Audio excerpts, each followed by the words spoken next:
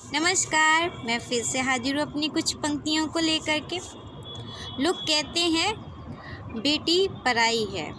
जी हाँ, लोग कहते हैं कि बेटी पराई है। आज भी वो बेटी अपना मायका न छोड़ पाई है, ना ही पूरी वो ससुराल की हो पाई है। बस सारी ज़िंदगी अपनी यूं ही सबके लिए उसने बिताई है, पर उसके बदले कभी भी वो अपना घर तक ना बना पाई, ये कहलवाई है। सदियों से है यही गाथा चली आई, सदियों से है यही गाथा चली आई। कन्यादान महादान और बेटी तो पराई है, इसलिए ना मायके वालों ने अपनाई है और ना ही ससुराल वालों ने उसे लाड लड़ाई है।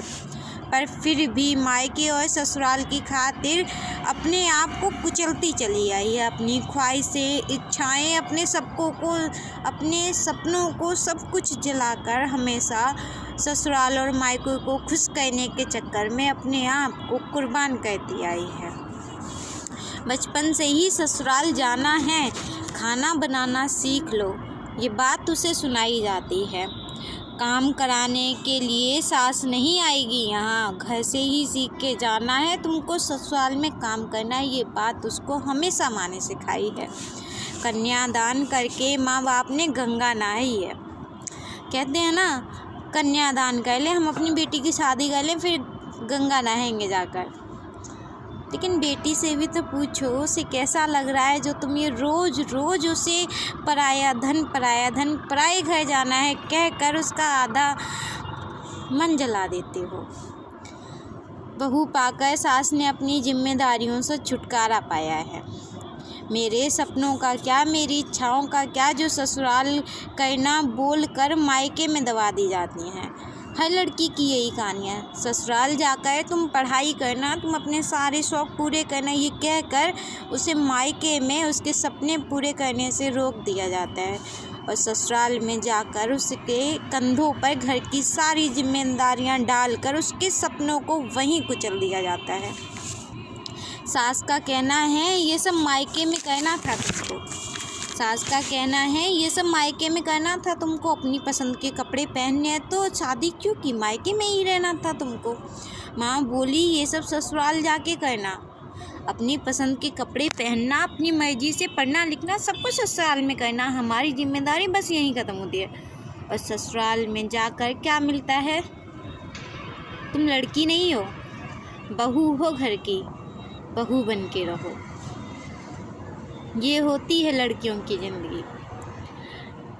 मैं बस अपनी एक ही बात रखना चाहूँगी, यहाँ लाने की ज़रूरत ही क्या है बेटियों को इस संसार में।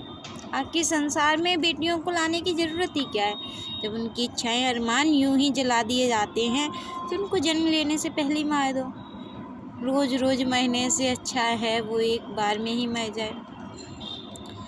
ससुराल जाना है बोलकर उसको पढ़ने नहीं दिया जाता, उसकी पढ़ाई बंद करा दी जाती है। आज भी हम कितने भी पढ़ लिख जाएं, कितने भी अच्छे क्यों ना हो जाएं, आज भी लड़कियों को पढ़ने के लिए अगर उनको कहीं बाहर जाना है तो उनको टोका जाता है। 10 में से सिर्फ 2 लड़कियों को ही उनकी पसंद से उनकी बाहर पढ़ने लिखने भेजा जाता है। ये सच है, नहीं तो आप जा कर के गाँव में आज भी देखो लड़कियों का क्या हाल है। लोग कहते हैं वुमेंस कार्ड, लड़कियां वुमेंस कार्ड खेलती हैं। वुमेंस कार्ड बस कुछ खेलती हैं, कुछ की ज़िंदगी यूं ही बर्बाद करी है। और अगर वो पढ़ने को कहे भी तो उसको ससुराल में क्या बोला जाता है, हमको तेरी कमाई नहीं खानी है, हमको बहू चाहिए थी, कोई काम करने के लिए नहीं चाहिए, ये कहकर उसकी पढ़ाई बंद करा दी जाती है।